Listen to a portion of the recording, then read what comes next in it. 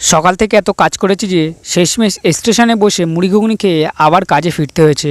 আজকের কাজটা এত বড় ছিল যে সকাল থেকে একটার পর একটা কাজ ফিটিং করেই যাচ্ছিলাম।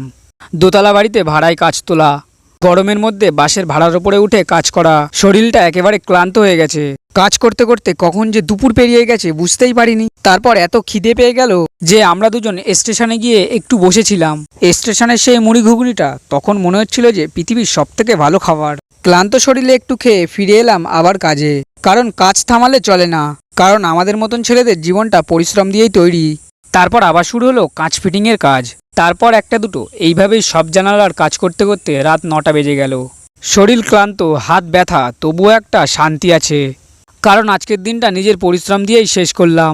এইভাবেই কেটে যাচ্ছে আমাদের প্রতিদিনের জীবন, আর দিনের শেষে মুখে একটা হাসি রাখি, কারণ শেষ ভালো যা সব ভালো তার। তো গাইজ, আজকের এই মিনি ব্লগ ভিডিওটা এই পর্যন্তই। আবার দেখা হবে নতুন একটা ডেলি ওয়ার্ক ব্লগ ভিডিওতে।